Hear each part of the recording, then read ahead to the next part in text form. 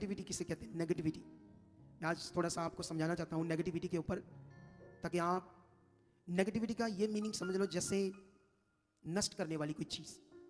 Negativity को आप अपने दिमाग में, माइंड में अंडरस्टैंड कर लो, नष्ट करने वाली ऐसी कोई चीज़। जैसे सपोज आग जल रही है, तो आपने आग में हाथ डाल दिया तो क्या होगा? बोलो, जल जाएगा ना। अगर जो तेजाब होता है, जो ओरिजिनल तेजाब होता है, उसको बॉडी पर भी डालोगे तो क्या होगा? बॉडी जल जाएगी। जैसे वो चीज़, तेजाब या आग या जहर, जो उसके अंदर वो चीज़ है, वो खतरनाक मटेरियल है, ऐसे ही एक नेगेटिविटी है। बहुत सारे लोग इसको बोलते हैं नेगेटिविटी नेगेटिविटी, तो इसलिए उसको इतना करते रहते हैं नेगेटिव चीज़ें, लेकिन कभी सोच नहीं रखते ये नेगेटिविटी क्या है। नेगेटिविटी ऐसा नहीं, खुदा जैसे अभी एक सॉन्ग गा रहे थे बच्चे आज कि तू शरा को माने, आज्ञाओं को माने, परमेश्वर के सब वचनों को माने, लेकिन प्रेम ना रखे तो तुम कुछ भी नहीं हो। सुन रहे थे ना हम। लेकिन अभी हमें ये समझना है परमेश्वर प्रेम है, ऐसे उस सॉन्ग में भी बताया जा रहा था, जो सर्वशक्तिमान है। जैसे अभी एक बात समझाता हूं, प्रभु, मेरा वचन स्टार्ट है, याद रखना, ऐसा नहीं स्टार्ट नहीं है, स्टार्ट हो चुका है। मैं ऐसे ही अगुआ हूं। आत्मा में क्या शुरू हो गया, क्या शुरू चलता जाएगा आत्मा में। क्योंकि एक लड़की बोल रही थी कि मैं परमेश्वर से मांग रही थी, उसका प्यार था परमेश्वर से कि खुदा के दास लेट कर दे प्रेयर पिलर में, जो उन्होंने एक हफ्ता देना है। तो परमेश्वर ने उनके से एक दिन उन्होंने बोला आज प्रेयर में आने चाहिए। तो उनका विश्वास है ना, विश्वास और परमेश्वर के सामने जाना। तो परमेश्वर महान है, वो क्या कर सकते हैं? सब कुछ कर सकते हैं ना। मैं तो एक छोटा सा इंसान हूँ, वो तो मेरा कान पकड़कर भी मुझे यूज कर लेगा।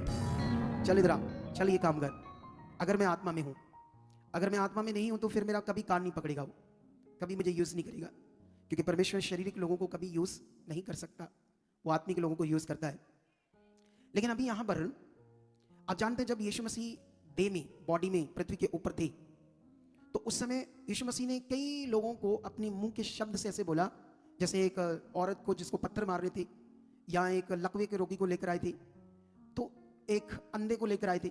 तो यीशु मसीह ने उनको अपने मुंह से एक वर्ड दिया, जा तुम्हारे पाप क्षमा हुए। अब सोचने वाली की एक बात यह है कि अगर यीशु के मुंह से बोलने से पाप क्षमा होने थे, तो सारे जगत को वो बोलकर क्षमा कर देता। कुर्बानी की क्या जरूरत थी? यीशु मसीह को इतना दुख तकलीफ सहने की क्या जरूरत थी, अगर पाप क्षमा मुंह से बोलने से हो जानी थी। लेकिन यही सीखना हमने, जो परमेश्वर प्रभु यीशु मसीह हमारे पापों के लिए प्रायश्चित करने वाला था, वो कौन था? वो प्रभु है, उसके पास अधिकार है। वो शरीर में अपने आप को परमेश्वर तो नहीं कहा उसने, लेकिन हम तो जानते हैं वो खुदा है, वो परमेश्वर है। लेकिन उसने ऐसा क्यों किया? ताकि आपको ये समझ आए कि जिसके शब्द से किसी के पाप क्षमा हो जाते हैं, तो जब वो असली प्रायश्चित करेगा, अपने शरीर को देगा, कुर्बानी देगा, लहू को बहाएगा, सोचो फिर पाप कैसे क्षमा होंगे। हालेलुया। तो वो पापों को क्षमा करने वाला परमेश्वर, तुम्हें आज समझना होगा, वो तो इतना प्रेम करने वाला है।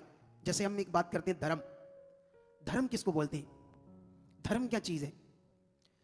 ये समझ लो, धर्म, एक धर्म शब्द को मैं एक डेफिनेशन देता हूं आपके लिए। धर्म शब्द का अर्थ है प्रेम, और जहां दया और क्षमा है वहां परमेश्वर प्रेजेंट है। हालेलुया। जहां पर दया क्षमा है, दुनिया के पास बहुत सारे धर्म है, क्या उन धर्मों में किसी के प्रति कोई दया क्षमा ऐसी चीज है? अभी पूरी इंडिया में कितने धर्म है जो पास्टरों को मार रहे, कलीसियों को मार रहे, तोड़ फोड़ कर रहे हैं चर्चेस के साथ। क्या प्रेजेंट है वहां पर परमेश्वर की? क्या वहां पर कोई दया है?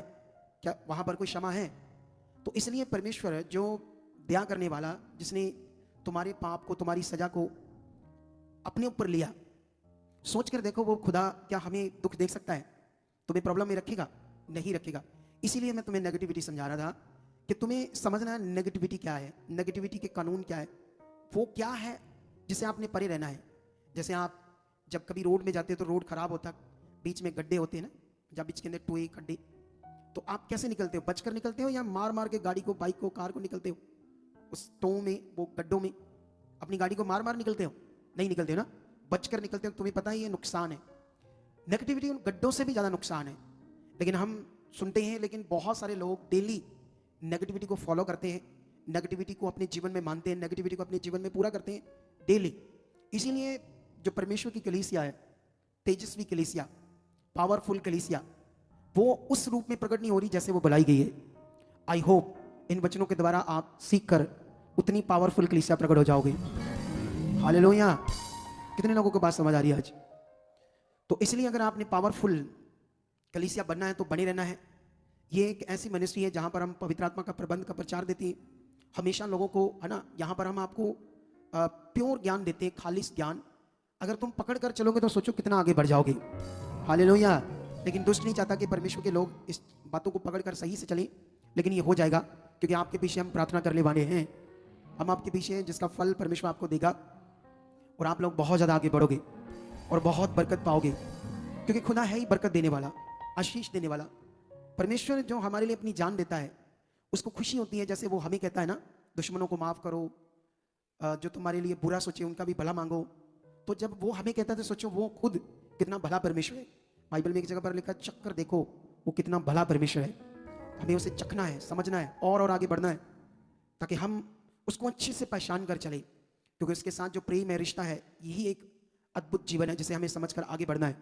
तो आई होप जो तुम सुन रहे हो ये तुम्हारे अंदर बैठ रहा है और तुम इसे पकड़कर बहुत आगे जाओगे। आप जानते हो अभी मैं बात कर रहा हूँ हमारी ब्रांचेस की, जितनी भी ब्रांचेस खुल रही है, जितने भी लोग इस समय ब्रांचेस में बैठे हैं, उन्हें एक बड़ा फायदा होगा हमारी ब्रांचेस में, क्योंकि हमारी ब्रांचेस के अंदर 24 घंटे उनको फैसिलिटी मिलेगी।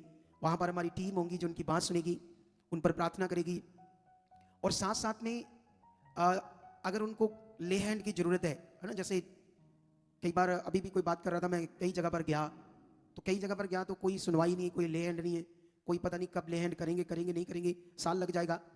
तो जो भी जुड़ेंगे, जैसे भी वो ब्रांच से अपना फ़ोन करके यहाँ की टीम को बोलेंगे, जैसे ब्रांच से आएंगे, जब भी उन्हें लगे हमें ले हैंड करवाना यहाँ आकर, तो वो भी फैसिलिटी उनके लिए है। हालेलुया। तो कितना विषय पावरफुल है ये। और उसके बाद जैसे मैं हर महीने में ब्रांचेस के अंदर विजिट करूँगा, मैं मानसा साइड में बहुत ज़्यादा बार चला गया, थोड़े टाइम में काफ़ी बार चला गया, और वहाँ पर हमने एक छोटा सा क्रूसेड किया, बहुत बड़ा नहीं किया, क्योंकि हमने वो पहले से प्लान किया था कि हमने इतना ही करना है, बहुत ज़्यादा नहीं करना। तो क्योंकि हमारी ब्रांच खुल गई थी तो हम सोचते थे कि वहाँ परमेश्वर का काम स्टार्ट हो जाए। तो वहाँ पर आज लोग नए जुड़ चुके हैं, और फिर मैं जनवरी की 10, 12, 13 तारीख के आसपास जाने वाला हूँ वहाँ पर। कितना फ़ायदा होगा लोगों को। हालेलुया। लेकिन आज हम लोगों ने सीखना है कि हम चुने क्यों गए हैं, ये सबसे बड़ा विषय है। अगर मैं चुना गया, आप चुने गए, तो हमारे चुने जाने का मीनिंग अगर हमें समझ नहीं आया तो फिर हम नॉर्मल हैं। इसलिए आज सब लोगों को ये बड़ा विषय समझ कर जाना होगा, और मेरा टॉपिक भी आज यही है, क्योंकि हमारा चुनी जाना, क्यों परमेश्वर ने हमें चुना है। अगर ये सारी बातें हमारे अंदर अच्छे से नहीं बैठी तो फिर हम नॉर्मल हैं, हम कभी भी भटक सकते हैं, और हम नॉर्मल जीवन जी सकते हैं, परमेश्वर में आकर भी खास जीवन नहीं जी पाएंगे। और आप जानते हो खास जीवन जीने में और सारी आशीषों को प्राप्त करने में आपका एक रोल है, शारीरिक नहीं, आत्मिक रोल। आपके आत्मिक जीवन से आप सारी आशीषें प्राप्त करोगी। तो आपको ज्ञान से समझ आएगा आपका आत्मिक जीवन क्या है, आपका रोल क्या है, आप चुने क्यों गए हो। ये सारी बातें अगर आप सीखते जाओगे और उन्हें अपने जीवन में लागू करोगे, उन पर चलोगे, तो आपके पास बेस्ट जीवन होगा। क्योंकि परमेश्वर, अभी आप यहाँ पर बहुत सारी टेस्टिमनी को सुनते हो, बहुत सारी गवाहियों को सुन रहे हो। जलालाबाद बड़ी गवाहियाँ बन रही है, ऑनलाइन लोग रिसीव कर रहे हैं, वहाँ जुड़ रहे हैं ब्रांच के अंदर। इतनी सारी गवाहियाँ अच्छी बन रही हैं, बड़ी पावरफुल गवाहियाँ बन रही है। क्यों बन रही है? क्योंकि परमेश्वर है, और वो सबके लिए। अगर किसी की गवाही नहीं बन रही या किसी की जिंदगी में कोई काम नहीं हो रहा, इसका मतलब कहीं ना कहीं उसे समझ नहीं आ रहा करना क्या है। तो परमेश्वर तो रेडी है, उसकी पावर भी तैयार है, उसने अपना काम भी पूरा करके रखा है, छुटकारे का, डिलीवरेंस का। इसीलिए ये काम जो हो रहे हैं हम सुन रहे हैं। अगर परमेश्वर ने अपना काम पूरा नहीं किया होता, अगर परमेश्वर ने इस नियम को लागू नहीं किया होता, आप जानते हो अन्य जाति जो लोग हैं, अभी मैंने एक वीडियो बनाई थी, सुनिए ना आप लोगों ने, एक लास्ट में वीडियो बनाकर डाली मैंने, किसी बंदे ने बड़ी अनाप शनाप बातें की। तो वो लोग ऐसा क्यों करते हैं? क्यों? जैसे एक बंदे ने, हमारे प्रभु के बच्चे ने एक सॉन्ग गाया था ना, गड्डी दे दी यीशु ने असी बंदगी च लैके जाने हैं। तो ये सॉन्ग काफ़ी ट्रेंडिंग में चला गया, और अलग अलग लोगों ने इसको मजाक का पात्र बनाया। और एक बंदा, वही जिसको मैं जवाब दे रहा था, वो भी क्या कर रहा था, यही बोल रहा था, कहता यीशु ने तनु चाबी देती था हाथ में। ठीक है, मुझे समझ नहीं आई उसको मिर्ची क्यों लगी। प्रभु हमारा, सॉन्ग हम गा रहे हैं, महिमा हम कर रहे हैं, भाई तुम्हें क्या दिक्कत है? इतने लोग, इतने धर्म, कई कुछ गाते हैं अपने देवी देवताओं के बारे में, गुरुओं के बारे में। क्या हमने कभी कुछ कहा? हमने कभी कोई टिप्पणी की? क्योंकि हम आत्मिक हैं, हम शारीरिक नहीं है। लेकिन वो लोग शारीरिक है, और दुष्ट को आग लगती है जब परमेश्वर का नाम बढ़ता है। क्योंकि परमेश्वर का नाम बढ़ना और लोगों का चुने जाना एक बड़ा विषय है।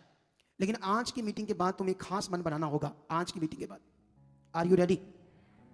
सबने बोला यस। देखो, सब हम जितने भी बच्चे हैं, हम सबने एक मन होकर खुदा के साथ चलना है।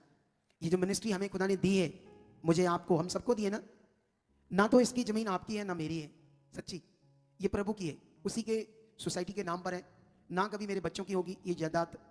मैं भी सेवा कर रहा हूं, मेरे बच्चे भी सेवा करेंगे, हम सब मिलकर एक खुदा के काम को कर रहे हैं। वो खुदा का काम, ये सब बातें आज आपको समझनी होगी। इससे पहले तुम्हें समझना होगा अपने चुने जाने को। तो मैं आज एक वचन तुम्हें शेयर करता हूं आपके साथ बाइबल से। ये वचन आपने कई बार सुना होगा या आपको पता होगा, लेकिन हम इसको दोबारा पढ़ेंगे ताकि इसमें कुछ नया हमें सीखने को मिले। क्योंकि पवित्र आत्मा जब भी हमें